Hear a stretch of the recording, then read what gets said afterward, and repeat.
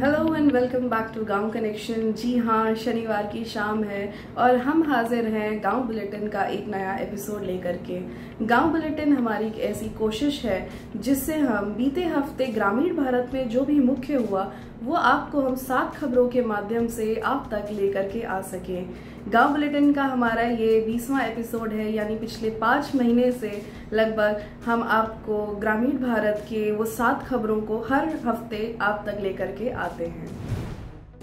हाल ही में गांव कनेक्शन ने पानी यात्रा नाम की एक सीरीज लॉन्च करी इस उद्देश्य से कि ग्रामीण भारत का जो जल संकट है उसको हम कवर कर सके और आप तक लेकर के आ सके। इसी कड़ी में हमारी ग्राउंड रिपोर्ट है मध्य प्रदेश से।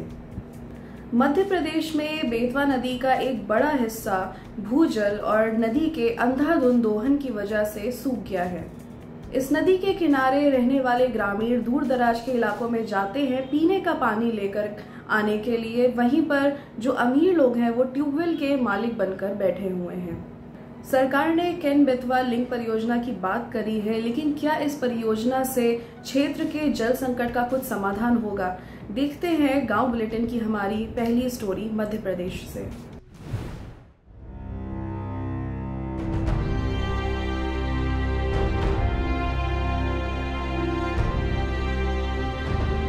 4 दिन से पानी बिल्कुल नहीं मिल रहा। 4 दिन से बहुत परेशान हो रहा है। दूर दूर से जाना पड़ता है पानी लेने के लिए। सब नल बिगड़ी हुई है, नल की व्यवस्था नहीं है। 1-1.5 किलोमीटर से पानी आ रहा है। सिर पर हाँ, सिर पे लेके आते हैं।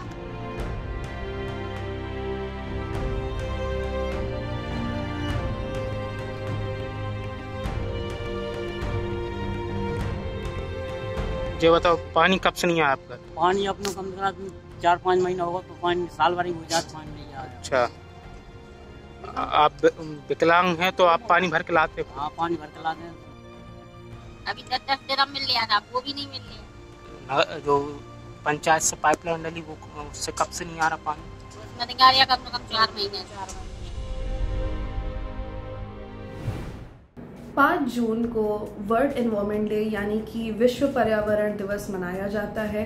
आज की तारीख में बढ़ती गर्मी, climate change, early heat waves के कारण हम सभी उसके दुष्परिणाम झेल रहे हैं। ऐसे में हमें यह समझना बहुत ज़्यादा महत्वपूर्ण हो जाता है कि पर्यावरण का संरक्षण कैसे करें। इसी कड़ी में हम आपके लिए एक स्टोरी लाए हैं एमपी के जंगलों से, जहां पर पन्ना में एक पहाड़ी है वो आज से 15 साल पहले एकदम बंजर पड़ गई थी। गांव वाले वहां पर अपने जानवर लेकर जाते थे चराने के लिए, लोग पेड़ काटते थे।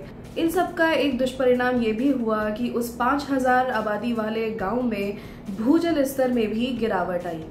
लेकिन गांव वालों के सहयोग से अब वो पहाड़ी हरी भरी है, अब वहां कुल्हाड़ियां नहीं चलती।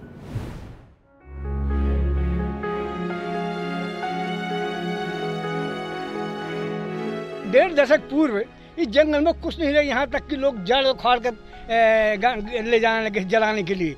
लेकिन आज श्री अजय कुमार चौरसिया, श्री शेरबन चौरसिया और श्री ओम सोनी के अकथ प्रयास, गाँव ग्रामवासियों के अकथ प्रयास के कारण ये जंगल आज हरा भरा दिख रहा है। घर घर जाकर लोगों को समझाया गया, लेकिन जल्दी मानते नहीं थे। कुछ मानते थे, कुछ नहीं मानते थे। इसके बाद प्रयास चलते रहे, धीरे धीरे आगे आकर सहयोग मिला। जो पहले लगता था कि पहाड़ी केवल ख़त्म हो जाएगी क्या, जिसमें पेड़ पौधे नहीं रह जाएंगे, बिल्कुल क्या, अब बिल्कुल हरियाली बहुत अच्छी लगती है, देखते बनती है।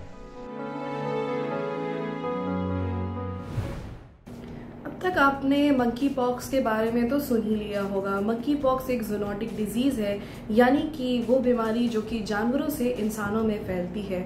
इस बीमारी में लोगों को चेचक जैसे छाले पूरे शरीर भर में पड़ जाते हैं। अब तक ये बीमारी कई देशों में फैल चुकी है, जैसे अमेरिका, स्विट्ज़रलैंड, कनाडा, ऑस्ट्रेलिया, लेकिन अभी भारत में कोई भी केस नहीं पाया गया है। हालांकि उत्तर प्रदेश के गाजियाबाद में एक 5 साल की बच्ची को सिम्टम्स पाने के बाद उसके सैंपल्स कलेक्ट करके टेस्टिंग के लिए भेजा गया है।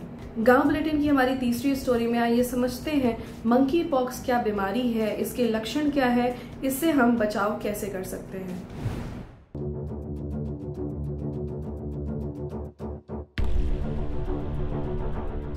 अगर हम सिम्टम्स की बात करें तो जो भी इन्फेक्टेड पर्सन है उसको बुखार, कफिंग, कभी आना, पीठ दर्द, सर दर्द, ये सारे सिम्टम्स अभी तक पाए गए हैं और शरीर भर में चेचक जैसे छाले भी बढ़ जाते हैं। यदि कोई इन्फेक्टेड हो जाता है तो पेशेंट्स को एक वेंटिलेटेड रूम में रखना चाहिए, उन्हें ट्रिपल लेयर मास्क पहनाना चाहिए और उनका जो शरीर है उसको ढक कर रखना चाहिए ताकि जो छाले हैं वो कवर्ड रहे और किसी और को इन्फेक्शन फैलने का खतरा ना रहे। इसलिए लंबी आस्तीन के कपड़े पहनना भी ज़रूरी है। अक्सर बिचौलियों और निजी विक्रेताओं के कारण किसानों को अपनी फसल बेचने में काफ़ी ज़्यादा नुकसान झेलना पड़ता है। ऐसे में मध्य प्रदेश के गांव में एक अनोखी पहल चल रही है। खरीद प्रक्रिया में महिलाओं को जोड़ा जा रहा है। देखा जाए तो इस प्रक्रिया के माध्यम से महिला सशक्तिकरण को भी बढ़ावा दिया जा रहा है। अब तक मध्य प्रदेश के 52 जिलों में 400 से अधिक महिला समूहों को इस खरीद प्रक्रिया में शामिल किया गया है। ग्रामीण भारत का एक बड़ा हिस्सा सरकारी योजनाओं से जुड़ा हुआ है, चाहे वो मनरेगा हो या प्रधानमंत्री किसान सम्मान निधि योजना हो, चाहे वो जननी सुरक्षा योजना हो। इन योजनाओं के माध्यम से सरकार इन लोगों को आर्थिक सहायता प्रदान करती है, उनको उनके बैंक अकाउंट्स में डायरेक्टली पैसा ट्रांसफर करती है। लेकिन अगर देखा जाए तो वास्तव में कितने लोगों को इस सुविधा का फायदा मिलता है? हाल ही में आई एक स्टडी बताती है कि 10 में से 6 बेनिफिशियरीज को, यानी कि जो सर्वे में लोग शामिल हुए थे, उन लोगों ने बताया कि उन्हें कैश विड्रॉ करने में काफ़ी ज़्यादा समस्या आती है। हमारी गांव कनेक्शन की स्टोरी में पढ़िए क्या ऐसी समस्याएं हैं जिनकी वजह से गांव वाले कैश विड्रॉ करने में उनको दिक्कत आ रही है और ऐसे में समाधान क्या है। भारत मौसम विज्ञान विभाग ने जून से सितंबर महीने का बारिश पूर्वानुमान जारी किया है। इस बार बारिश नॉर्मल होने की उम्मीद है। इस खबर में जानिए किसानों के लिए इस बार का मॉनसून कैसा रहेगा।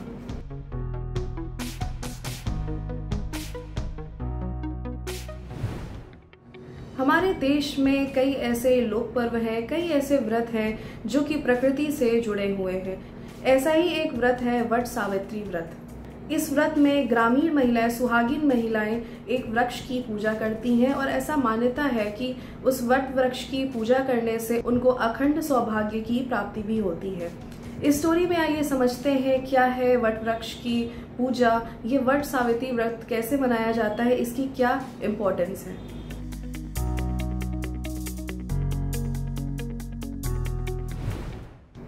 अब आप हमारी कहानियां देखने पढ़ने के साथ सुन भी सकते हैं।